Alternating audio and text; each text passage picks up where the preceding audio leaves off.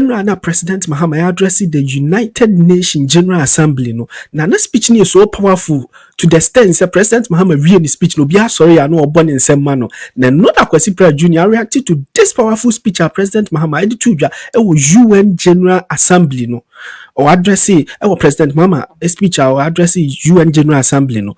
Na Orion was reacted to after President Mahama's speech. And NPP before organizing another press conference bill, minority for no more parliament. And Afenyo for organize a press conference bill or criticize President Mahama. Say during his speech, no, or can send before Israel Palestinians if one talk na President Mahama. Go ahead, I criticize Israel for so muku Palestine for no. Na no NPP for say omontia say President Mahama aka answer into a press conference e condemn President Mahama. Kwesi Pratt Jr.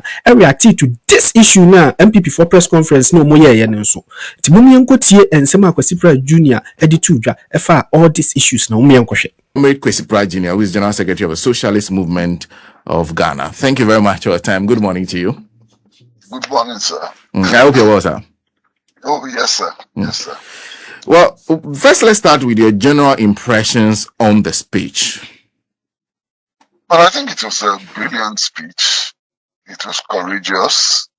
And it was a speech which certainly should make Africans everywhere proud.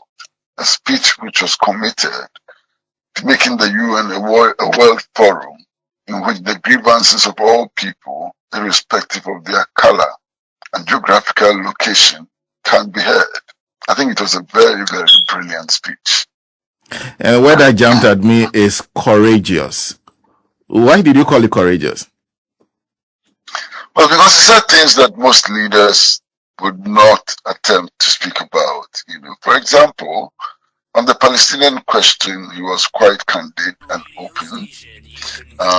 He was not satisfied that President Mahmoud Abbas and his delegation were not given access into New York so they could attend the 80th meeting of the UN General Assembly. He also made the point quite clearly that there cannot be a military solution to the problem in Palestine, and that the way out of the problem is the establishment of an independent Palestinian state with secure borders. And so these are courageous statements to make. He went further to call for a reset of global institutions like the UN itself, the reform the UN Security Council. He did not understand why 1.4 million Africans have no voice on the UN Security Council, and went on to talk about the reform of institutions like the World Bank and the IMF within the context of preparation for the African and Caribbean people. So these were very, very bold statements, for any leader. These are the kinds of statements which used to be made, excuse me, by presidents like Gaddafi, like Mugabe, like Kwame Nkrumah, like Sekuturi, and so on. I mean, these are very, very bold statements, from a Ghanaian head of state. The position he took on the Palestinian question is one that has been criticized by the minority, who have the opinion that taking a stance that says what Israel is doing is wrong will not be helpful to Ghana. I don't know if you've listened to them, what your responses are. Well, I've listened to the minority in Parliament. I've actually listened to the ranking member of the Foreign Affairs Committee and spoken to him directly. What is interesting is that when President Akufo-Addo says that Ghana stands firmly with Israel, they have no quarrels. And that's not a neutral statement. Standing firmly with Israel is not a neutral statement. So if they want to be guided by neutrality, it should find expression in the positions that they themselves take on international issues. In fact, on the Ukrainian question, they have declared their full support for Ukraine. So I don't understand where they're coming from. It is clear that what they are opposed to is support for an independent Palestinian state. What they stand for is the colonial apartheid Zionist occupation of Palestine. That's all. It's clear. It's not neutral. In any case, when Nkrumah spoke eloquently about our non-aligned posture, it did not prevent the government of Nkrumah from supporting the anti-apartheid movement, from giving a lot of support to the national liberation struggles across the world, and from advocating continental unity and so on. Non-alignment does not equate to passivity, to passiveness. Non-alignment is positive. Non-alignment is dynamic. Non-alignment is meant to contribute to the building of a world which is structured on the basis of justice, equality, and freedom. Two different presidents. So the predecessor, Nana Akufo-Addo, then there's President John Dramani Mahama now, taking two very different positions on this matter. Based on our history, where we are coming from, what do you think is the position that better suits where we stand now? Well, Ghana was built on the foundations of the struggle for independence for all African countries. Ghana was built as a voice for oppressed people all over the world. Ghana was not an appendage of the imperialist structures across the world. And therefore, in the true traditions of Ghana, with regards to the true commitments of Ghana, historical and so on, I think that President Mahama is on the right course. I mean, look, the call for the reset of the world is an important call. You see, at the time the United Nations was being established, many African countries were not independent. And therefore, at the beginning, there were only 3 African countries which were members of the United Nations. Ghana, then Gold Coast, for example, could not become a member of the United Nations because we were a colony. Togo could not. Many countries, South Africa could not, and so on, because of our colonial status at the time. So, in the structuring of the UN Security Council, our views were not taken into account. Our interest was not taken into account. Indeed, for a long time since the UN was established, it had a membership of only about 50. Today, there are about 54 African countries which are independent and qualified to be members of the United Nations. Africa has a population of 1.4 billion people. We need a voice.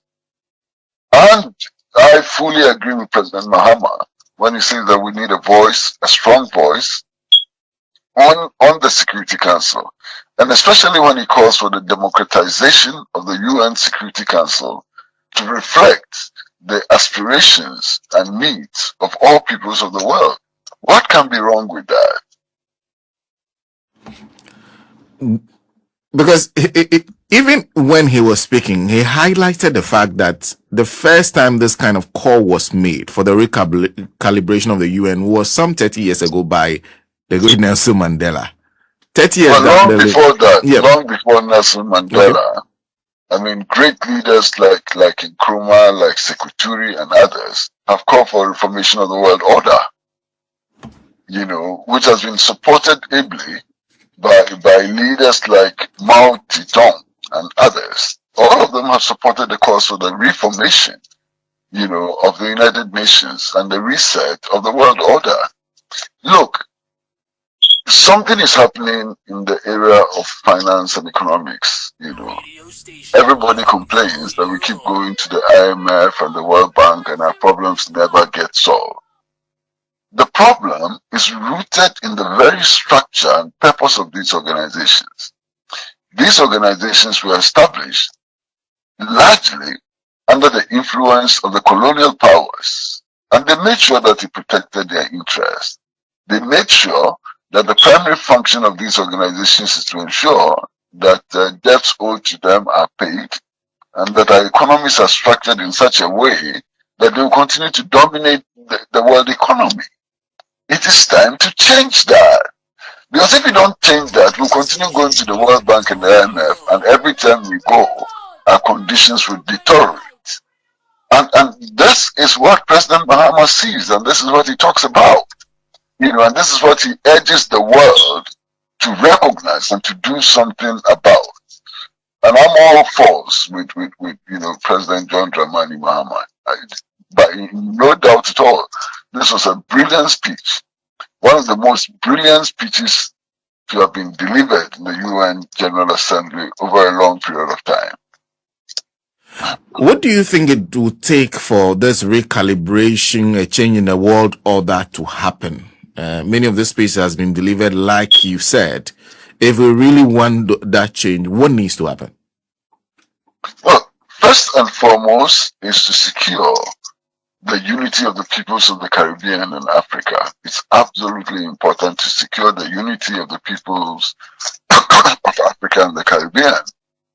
To insist on the part of reparations, to insist on their rights being recognized and being recognized. It will take a struggle. It will not come by the fiat of any country. It will not come by making appeals, to the big powers who have dominated the scene and used these institutions to serve their own interests. It comes with struggle. And one of the bargaining chips we have is simply the military infrastructure that the so-called big powers have on our territory. We should begin to dismantle those infrastructure. We should begin in our own way to dismantle the stranglehold they have over our economy and so on. We should begin to act together more and more. We should begin to copy the example of the Alliance of Sahel States. Print our own currencies, remove links to the Central Bank of France, which compels us to put all of our foreign reserves in that bank. You understand? There are so many practical things that we can do, and the Alliance of Sahel States is demonstrating that it is possible.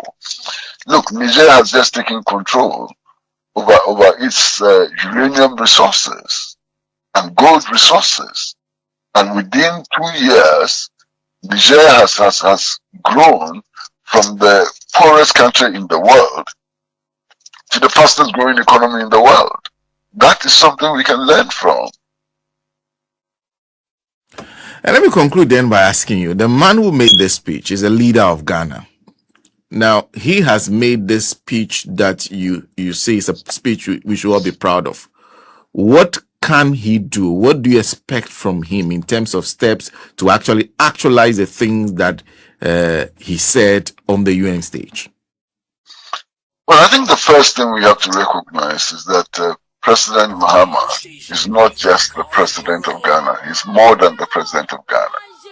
The AU has actually elected him as the AU champion on reparations. That gives him enormous authority and influence. You understand? So under the bandwagon, under the wagon of the struggle for reparations, for which he is the AU champion, he can mobilize his fellow heads of states. And he can mobilize African institutions. He can create the framework for pushing the struggle forward. The other advantage he has is that he has not taken a belligerent posture towards the Alliance of Sahel States.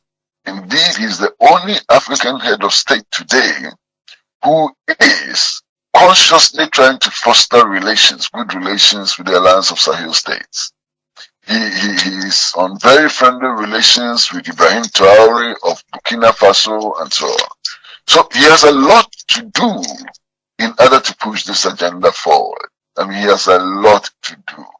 And one of his legacies when he leaves office, in 2029, ought to be that he led Africa into this huge struggle for reparations, that he led Africa to deepen his voice on the United Nations, that he led East Africa to break the colonial chains which still keep us in poverty and misery. Thank you. Thank you very much for speaking to us this morning. Thank you, sir. Thank you.